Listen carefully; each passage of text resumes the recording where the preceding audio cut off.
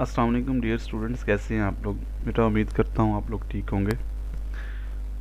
Last session में हमने अपना चैप्टर नंबर 1A कंप्लीट किया था। अब हम अपने 1B की तरफ पढ़ते हैं। ये बहुत ही इंटरेस्टिंग टॉपिक है और उसमें कुछ हमारे पास थ्योरी के ज़्यादा टास्क थे और थ्योरेटिकल कंसेप्ट थे। इसमें कुछ उससे अच्छे और लर्निंग आउटकम्स आपका जो फर्स्ट पॉइंट है वो इस चैप्टर से ऑलमोस्ट स्टार्ट होने जा रहा है कि इसके अंदर हम बेसिकली इस चैप्टर का जो टाइटल है हम उसको भी अगर देखें तो वो कहता है कि looking inside the computer system, कि हम कंप्यूटर आर्किटेक्चर के इनसाइड देखेंगे कि look inside the computer system के कंप्यूटर के अंदर क्या है। अभी तक हमने सिर्फ ये समझा है कि what is computer and where we use it. ठीक है जी। आज हम अपने कंप्यूटर सिस्टम को ज़रा एक्सप्लोर करेंगे, उसका थोड़ा सा ऑपरेट करने के बाद देखेंगे कि उसके अंदर कौन कौन से कंपोनेंट्स हैं और वो कैसे आपस में एक दूसरे के साथ मिलजुल कर काम कर रही हैं। तो इस डायग्राम को हम सिंपली ख़ुद से समझते हैं, उसके बाद हम उसको वहाँ से देखेंगे तो हमें क्लियर हो जाएगा। सिंपल कंप्यूटर आर्किटेक्चर जो उसने आपको इस डायग्राम में दिखाया है, the components, 4 major components of computer system. 4 वो मेजर चीज़ें हैं जिनसे मिलके आपका कंप्यूटर बना है। पहली चीज़ क्या है जी आपके पास, उसे हम कहते हैं कि ये एक सॉफ्टवेयर है। ओके। द सेकंड थिंग जिसे उसने नाम दिया है किसका, हार्डवेयर का। Okay. And the fourth things is an data. And the fifth things, fourth जो हमारे पास कंपोनेंट है वो क्या है जी, हमारे पास यूज़र। ये 4 कंपोनेंट हैं जिससे मिला के उसने कहा जी कि हमारे पास क्या बनता है, कंप्यूटर सिस्टम कंप्लीट हो जाता है। कैसे, देखिए हमने तो अभी कुछ देर पहले इस बात को स्टडी किया और पढ़ा, उसको समझने की कोशिश की। कंप्यूटर क्या है, computer is just like a machine. ठीक है, जो क्या करता है, हमारे डाटे को, हम उसे कोई डाटा देते हैं, ठीक है, इनपुट के तौर पर, और वो क्या करता है, उस डाटे को प्रोसेस करता है और क्या जनरेट कर देता है, उस डाटे की आगे से आउटपुट यानी कि information, process form of data generate करके हमें दे देता है। अब देखिए ये एक मशीन है, हम we are the human beings. ठीक है, हम इस काबिल नहीं हैं कि हम इस मशीन से बात नहीं कर सकें। सही है, क्योंकि इसका ये एक हार्डवेयर है, इसके अंदर सीपीयू लगा हुआ है, इसके अंदर रैम लगी हुई है, इसके अंदर मदरबोर्ड है, इसके अंदर कैपेसिटर्स हैं, इसके अंदर बसेस हैं, बहुत सारे कंपोनेंट्स हैं, ठीक है ना जी, लगे हुए हैं। ये एक कम्प्लेक्स मॉडल है। ये जो डिब्बा हमारे सामने है जिसको हमने किसका नाम दिया कि ये हमारे पास एक कंप्यूटर है और ये एक इलेक्ट्रॉनिक मशीन है। अब हमने कम्युनिकेट करना है इससे, क्योंकि जब तक हम इससे कम्युनिकेट नहीं करेंगे तो फिर हमें अपना डाटा इसे किस तरीके से दे सकते हैं। ठीक है, एक्चुअली क्या करते हैं, हम इस कंप्यूटर से इंटरेक्ट कर रहे होते हैं, इंटरेक्ट करने के बाद हम इसे डाटा ट्रांसफ़र करते हैं और वो उसके बाद प्रोसेस और वो अगली कहानी जो हम पहले पढ़ चुके हैं कि उसको इन्फॉर्मेशन में चेंज कर देता है। अब सॉफ्टवेयर की अगर आप देखें, first year second year level के ऊपर अगर मैं आपको ले चलूँ तो आपने सॉफ्टवेयर की 2 टाइप्स पढ़ी थी। एक तो आपने पढ़े थे सिस्टम सॉफ्टवेयर्स और दूसरे आपने पढ़े थे जी एप्लीकेशन सॉफ्टवेयर। ठीक है ना जी, जिसमें आपको पता है कि एप्लीकेशन सॉफ्टवेयर क्या है, जो हम अपनी रोज़मर्रा रूटीन यानी कि डेली के काम परफॉर्म करने के लिए इस्तेमाल करते हैं। फॉर एग्जांपल देखें, ये पेंट है ना, ये एक सॉफ्टवेयर है। यहाँ ये जो जिसमें मैंने स्लाइड्स खोली हुई हैं, ये एक सॉफ्टवेयर है जिसे हम MS पावर पॉइंट का नाम देते हैं। ये मैंने किस लिए यूज़ किया, मैंने अपनी स्लाइडें बनाने के लिए, आप लोगों को पढ़ाने के लिए। तो ये क्या है, ये एक सॉफ्टवेयर है, ठीक है, जिसे मैं यूज़ कर रहा हूँ, ये विंडो के अंदर रन हो रहा है। तो ये सॉफ्टवेयर किस कैटेगरी में आएगा, ये सॉफ्टवेयर आएगा एप्लीकेशन सॉफ्टवेयर में। ठीक है, दूसरी चीज़ है सिस्टम सॉफ्टवेयर। एप्लीकेशन सॉफ्टवेयर ना हो, फॉर एग्जांपल ये MS पावर पॉइंट इंस्टॉल ना हो ना, तो मेरा कंप्यूटर चल जाता है, इससे ऊपर कोई इफेक्ट नहीं पड़ता। लेकिन सिस्टम सॉफ्टवेयर एक ऐसा सॉफ्टवेयर होता है कि जो हमारे कंप्यूटर को ऑपरेशनल बनाता है, यानी कि इसके बगैर अगर ये हमारे कंप्यूटर में इंस्टॉल ना हो तो हम कंप्यूटर को यूज़ ही नहीं कर सकते। मीन्स कि ये वाला जो इंटरफेस, ये वाला जो बाउंड्री वाल हमने डिफाइन किया कि जिससे हम इंटरेक्ट करेंगे, क्योंकि ये देखें, ये है मशीन, मशीन ना हमारी ज़ुबान समझती है ना हम मशीन की ज़ुबान समझते हैं। लेकिन अब हमारे पास एजेंडा क्या है, एजेंडा ये है कि हमने इस मशीन से क्या करना है, इंटरेक्ट करना है। तो बेटा हम यहाँ पे अपने एजेंडे को देखते हुए ये देखें कि हमारे पास, हमने इंटरेक्ट करना है इस मशीन से।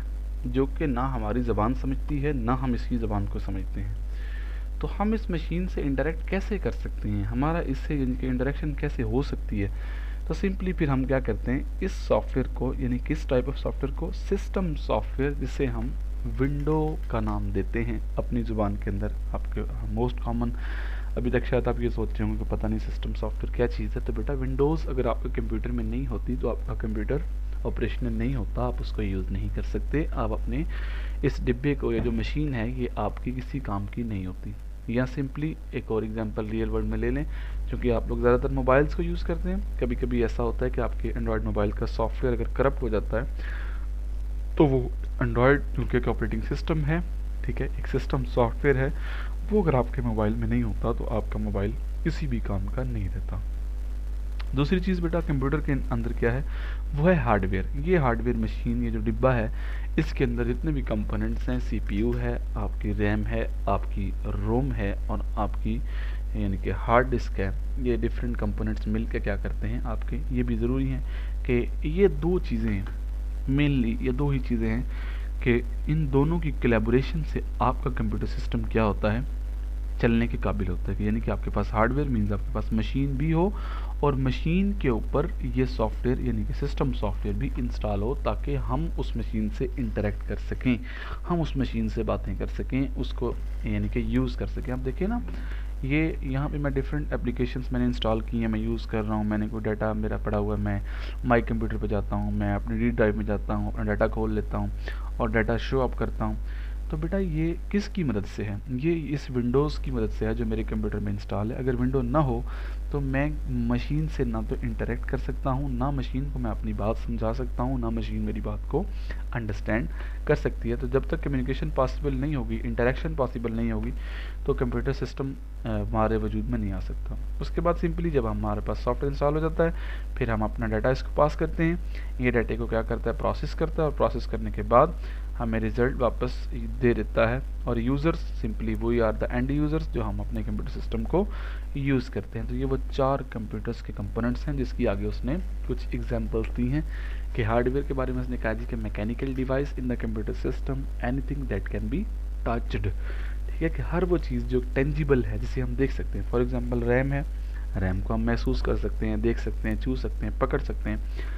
सीपीयू है, वो भी ऐसे ही है, मदरबोर्ड है, पूरा कंप्यूटर सिस्टम है, तो वो हार्डवेयर क्या है, टचेबल एंटिटीज़ है। लेकिन सॉफ्टवेयर क्या है, वो अनटेंजिबल, नॉन टेंजिबल हैं, कि tell the computer what to do. Basically software क्या करता है, आपके कंप्यूटर को कंट्रोल करता है, उसे बताता है कि व्हाट टू डू, कि तुमने क्या करना है। जैसे आपकी विंडो इंस्टॉल होती है तो आप आसानी से अपनी मशीन को ऑपरेट करते हुए चले जाते हैं। आल्सो कॉल्ड अ प्रोग्राम, इसे प्रोग्राम भी कहते हैं, क्योंकि आपको पता है कि आपने एक डेफिनेशन सेक्टर में पढ़ रखी है कि A set of instructions given to the computer to solve a problem is called software. Thousands of program exist, और एक सॉफ्टवेयर किसी एक प्रोग्राम से नहीं बल्कि बहुत सारे प्रोग्राम से मिलके बनता है। स्पेशली आपका जो ऑपरेटिंग सिस्टम विंडो जिसकी हम बात कर रहे हैं, ये तो वाकई थाउजेंड्स ऑफ प्रोग्राम्स की एक कलेक्शन है। तो बेटा ये चार पार्ट्स हैं, इसको इसने अलग अलग software, hardware and data and users, इन चार चीज़ों को इसने क्या किया है, डिस्कस किया है। आगे एक छोटा सा टॉपिक है जिसे हम पिछले चैप्टर में ही पढ़ चुके थे, that is called the information processing cycle, कि हमारी इंफॉर्मेशन प्रोसेस कैसे होती है।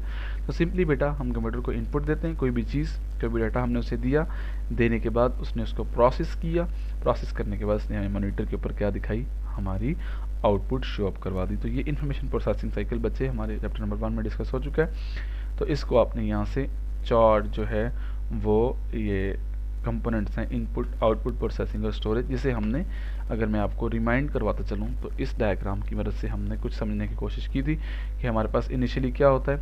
इनिशियली हमारे पास डाटा होता है, ठीक है जी, डाटे को हम सेंड करते हैं किसके पास, कंप्यूटर के पास, ठीक है। कंप्यूटर क्या करता है, उसे प्रोसेस करता है, ठीक है जी, और प्रोसेस करने के बाद वो हमें क्या देता है, एक इंफॉर्मेशन यानी कि एक रिजल्ट की शक्ल में हमें डाटा देता है, ठीक है। अब वो डाटा क्या हो सकता है, हमने एग्जांपल ली थी 2+2 की, ये हमारा डाटा है, कंप्यूटर को दिया, कंप्यूटर ने इसे प्रोसेस किया, प्रोसेस करने के बाद इसने हमें इन्फॉर्मेशन की हमें 4 रिजल्ट रिटर्न कर दिया। तो इस तरीके से ये है हमारा इन्फॉर्मेशन प्रोसेसिंग साइकिल, जो मैंने आपको चैप्टर नंबर 1 में ही कवर करवा दिया था। मिलते हैं जी इस चैप्टर के नेक्स्ट यानी कि टॉपिक्स, इंटरेस्टिंग टॉपिक्स की तरफ जब हम बढ़ते हैं। तो इंशाल्लाह सी यू लेटर, अल्लाह हाफिज़।